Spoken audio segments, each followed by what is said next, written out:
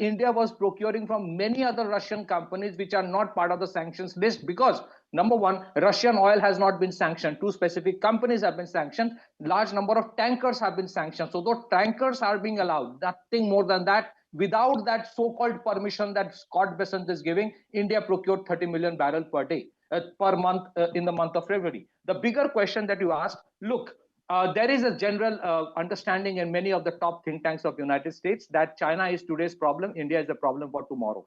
And if we presume that the Western status quoists would want us and allow us to become a $10 trillion economy without any problem, then I think we have not read it well. Because if you look at from the intolerance debate that Obama triggered here to the Hindenburg issue, and that Hindenburg is gone by the time Joe Biden lost the election, to targeting Indian companies, to calling India anti-minority, to targeting India on anti-CA and anti-farm law without understanding the nuances of it, to questioning Operation Sindoor, to not give credit to India. They were anyway India's own internal issues. They were not US's issues. They were not US's problems. They were trying to interfere. That's what I'm saying. Right. And even if I were to take that criticism away for a minute, Professor Swaran Singh, because that's what West has done for far too long, sit tight in their own, colonial mindset, criticize every developing country for whatever their internal challenges are.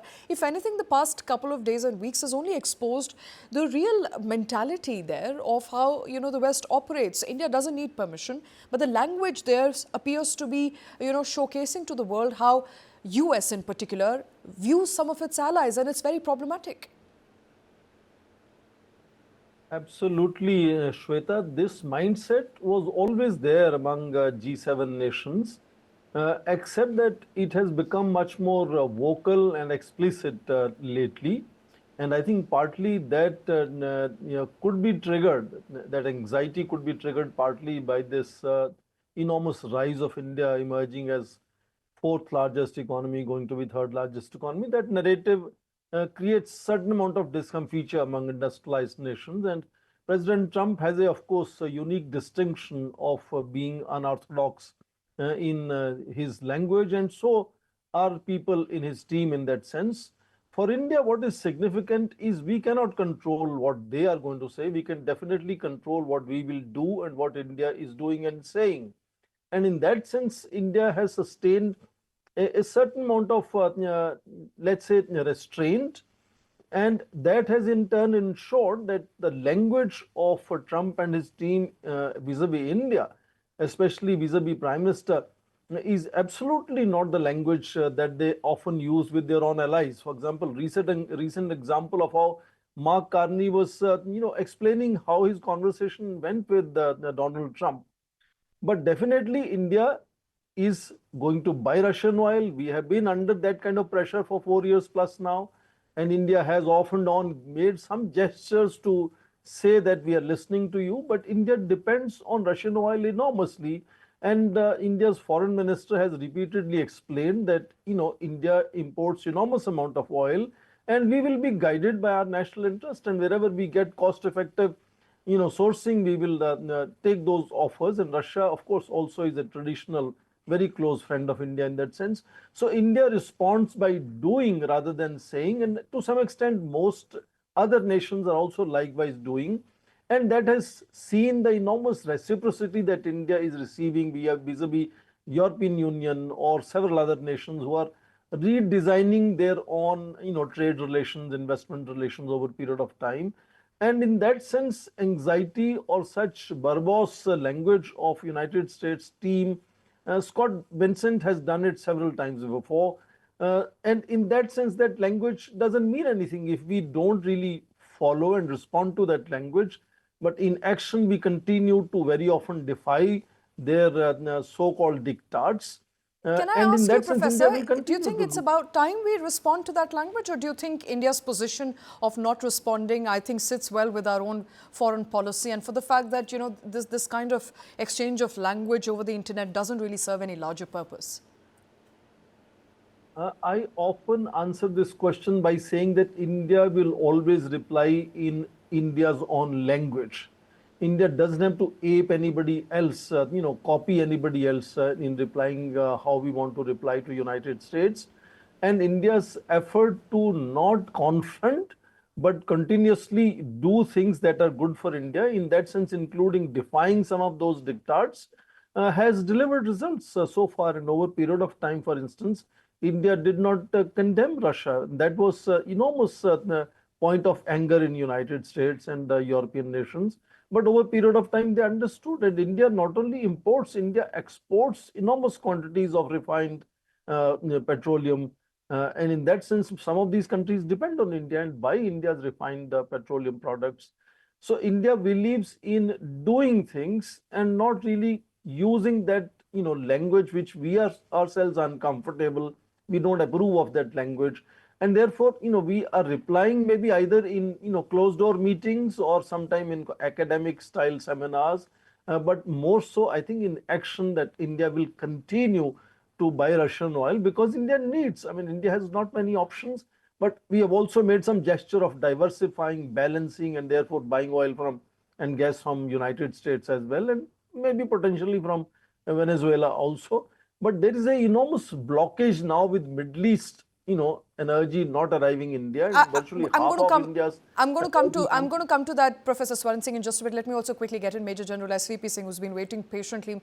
General, the conversation and how many opposing voices, mostly in the opposition today, are looking at it is that India has been cornered with those very difficult statements and provocative statements there being made consecutively with each passing day. And India has chosen a dignified silence. But many in the opposition are also suggesting that since India exercises, autonomy over its choices, it's about time that we respond to some of these allegations appropriately. One, for the fact that India has continued to have a tie with Russia, a relationship with Russia, which goes beyond oil. That's number one. Number two, despite all the assertions made by the US repeatedly since a deal, an interim deal has been arrived at, that India will stop purchasing Russian oil. India will do what it's best for its own interests. So I think what's missing right now, and that's what many are pointing out, is a firm response to what Donald Trump has been writing and tweeting. Yes, Shweta, I will respond following. Firstly, what the opposition says. Well, in the last few months, India has practiced in its foreign policy or in its statecraft the majesty of silence. The language being used by the American administration has been beautifully ignored by Indian policymakers. Now, that is point one. Now, what we are confronted at the moment is it's a complex situation of oil, tariffs, and the two wars which the world is facing. And that is what we have to address. Our subject being that what the Secretary of Treasury has said, I think we should largely ignore this thing that the permission is granted. But what is, I will put the other way around, is that the measure helps United States help upward pressure which they are going to face in oil prices in their country, the gasoline in particular. So this is one of their balancing acts which we are doing, but it is guard with permission to India. You see, the last Friday only the international Brent benchmark was standing at $73, and today it is at 89 and is likely to go up. So they have to ease for their own concern for the global energy security. And this is where I would say the stopgap measure elevates pressure caused by Iran's attempts to take global energy hostage. And Russia is now the beneficiary of this. Now, it also represents the tacit acknowledgement of global reality by United States, I would say. It is not buying Russian oil, but United States is forced to prioritize global energy stability over sanctions orthodoxy, or the sanctions which they have been threatening and practicing, and have come little bit of proper based on the US Supreme Court verdict. Now, next is, it is also a recognition, I would say, of India as a strategic energy balancer. India now is the largest swing buyer in the oil market, and this is being proved till this 30 days, whatever relief they are given. It's a good word to use, but India has not succumbed to decide what America says, but it decides its own buyers. And that has been made very clear by our petroleum minister, the government.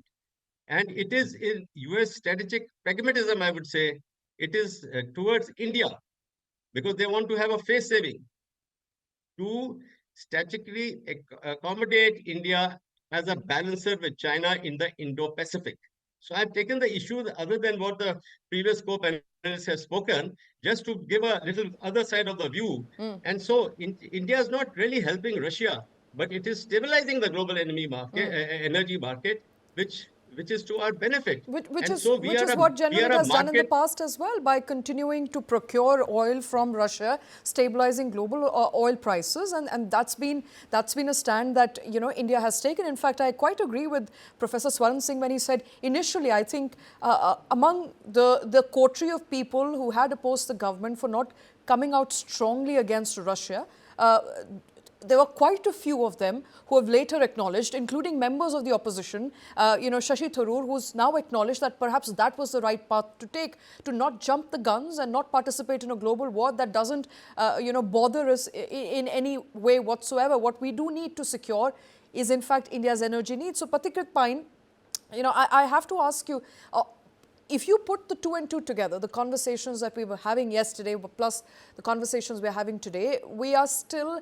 at a very nascent stage when it comes to India-US trade deal. We could perhaps be, re-looking at it, from the lens of what's happened in the US. But point is that US is now making it increasingly more clear with each passing day that it's not going to give India the concessions it has given in the past. Now, the last I spoke to you about a week ago, you were very firm when you said that US goods are not entering India at a 0% tariff. Do you still remain firm on that stand? Because we still have no clarity on whether that trade deal was negotiated, because that's what US continues to say. In fact, Donald Trump has said it repeatedly. So, Shweta, around 10 days back, Howard Lutnick, the Commerce Secretary, secretly came to India asking for expediting the deal. India said no. Because there is not much clarity on the Supreme Court verdict. Within their own country, as the Supreme Court is saying, that refund all the money that you have collected. So, let me tell you one thing. Number one, when you have a trade deal, there will be some kind of a quid pro quo. You cannot expect that we will not open any market, they will open everything. But the presumption that on every commodity it will be 0%, that is how Trump keeps on doing. That is exactly what he is doing right now, saying that they have beaten the hell out of Iran. That is his statement. And then he's sending the third aircraft carrier, he's evacuating the Americans, he's saying I don't have a timeline how long it's going to take. So we have to be, the reason why India maintains a kind of a strategic silence is that we do not want to get into this trap of getting into a verbal, combat with the Americans. There's no point, there's no need of it. And that's probably what the professor was also saying, that we will do what is necessary for us. And the reason why we do not take side is because of this. Has the Americans ever taken a side against the Pakistanis? For all the things the Pakistanis do. When it comes to the trade deal, America is a very important trade partner. Look, Trump is not United States. There is a huge economy. There are 2,000 global capability centers which have been developed in India. In the AI Impact Summit, in which I was also involved, there are a large number of American companies who came, who want to invest, who want to design things, who want to build up. The issue is this: you need to navigate out of this. There has been this duality of the American approach. The State Department says something, the Defense Department wants more defense deals. The State Department will take an antagonistic approach. This duality is not something with India alone. On the Taiwan policy also, Biden used to say something, and then the State Department will come and say, oh no, Biden didn't mean that we will give arms to Taiwan. We believe in China. So you have to understand that this is how they operate. This is the kind of pressure tactics, mind games they play to ensure that we are always in a debating mode within the country. However, the trade deal with India is, for US also, is equally important. They had presumed that if we do not have a trade deal with India, if we impose tariffs, Indian economy will go for a toss. It did not happen. We are an internal demand-driven economy, 80% of it.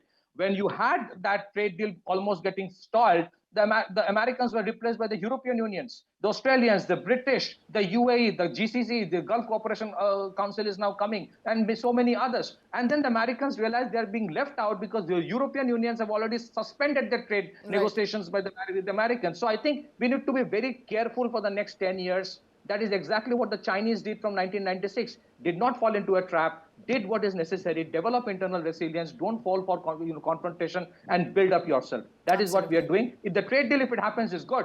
But not on their terms, on equal terms. Back to you. Okay, okay. I hope the leverage that we have today continues to be a leverage tomorrow, but we never know with the very changing US with each passing minute, So going forward into this conversation, therefore, I have to ask Professor Swaran Singh, one of the key takeaways for a lot of people would be, is India today heavily reliant on the US? So because if US makes threats such as these, then one has to go back and look whether India can sustain without a steady US partnership. The answer to that largely remains a no on the trade front. But when you look at all that's happened in the past couple of months and weeks, including the various FTAs, bilateral ties India has signed, how insulated are we today from the American influence? And does US even holds any cards over us today? Let me begin by saying that United States is world's superpower militarily. It's inordinately large-sized economy, 30 plus trillion. So it does wield influence around the world, there is no doubt.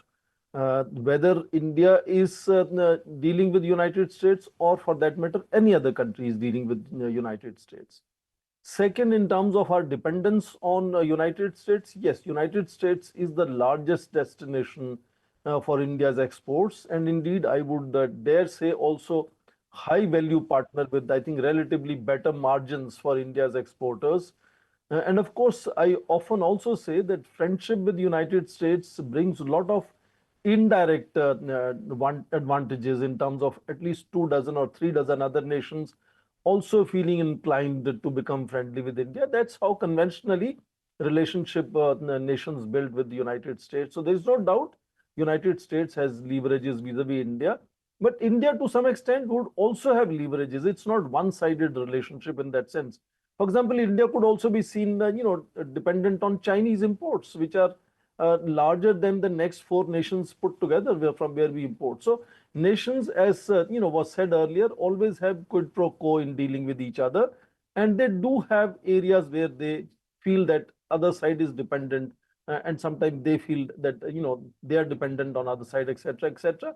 But fundamentally, what is happening is India and several other nations are learning a great deal of lessons and are trying to diversify and reduce their dependence, whether it is for trade, investment, or security. Most nations are today exploring alternatives to United States. They are not junking away United States completely, but they understand that just like during pandemic, world came to know 30% plus manufacturing of the world is happening in China. That's not good. You can't depend on one nation for everything. Similarly, now increasingly world is realizing, both friends and adversaries of United States understand that inordinately large economic or security related dependence or technology related dependence on United States must be reduced, and therefore diversification. That's why India is exploring enormous amount of defense cooperation with France, for example, or with Israel, for example. Similarly, FTA is being signed with one after another countries, Australia, New Zealand, UAE, UK, European Union, one after another. So that is what is happening as a result. So that long term, when India wants to become a developed nation by 2047, which, as was said, will develop certain kind of challenges because other nations are not going to make way easily. They will try to browbeat India as far as possible. United States has been doing that vis-a-vis Chinese. They will soon start doing same things vis-a-vis India as well. Right. So in long term, I think indigenization, diversification is something that India is pursuing, and that will make sure that India's leverages will relatively grow in coming times, though United States will stay inordinately advantaged in terms of its size and power and etc., etc. But whether they are putting that to first use is not very clearly visible here, because all international arrangements, conventions, organizations, everything that was undergirding American leadership for last 80 years, President Trump is really negating those values and sort of ways of doing things. And that putting is all again of these, drifting. absolutely, and putting all of these institutions to test for a fact, in the past many months of his leadership in the US. But before I let you all go, General Singh, I have to ask you, in view of the war in West Asia, and the deteriorating energy situation globally, do you believe India is in a comfortable position? We heard from the government just a while ago saying we have enough and more stockpile for crude oil, our energy needs, although LPG rates have gone up this morning. Do you believe we are safe and secure even if the war were to go on for a couple of more months? Well, Shweta, the government has been very reassuring. They have said that there'll be no increase in the prices. But what I would recommend or I would suggest is that our strategic petroleum reserve, in terms of number of days and millions of barrels, that has to be increased. Right now, if you look at the overall this thing, United States perhaps 100 days, China is about 80 to 90 All days, right. and Japan is also higher than us, and we are somewhere at 70, 75 days now. Now, that is the one we need because we are a guzzler of oil and energy. So we need that. And for that, we have to create places for reservoirs, whatever tanks in different places to have a greater reserve stock with us. And that will give us the resilience to withstand pressures. Is the world is in a very, very disorderly, turbulent state of affairs. Right. And what comes next, we do not know. This Iran war is a good lesson for us to move ahead in creating greater special petroleum reserve, strategic petroleum reserve. This thing. I would Absolutely. recommend that. Right, right. But thank you for that. All of you gentlemen, thank you for taking time out for joining us on the show this evening.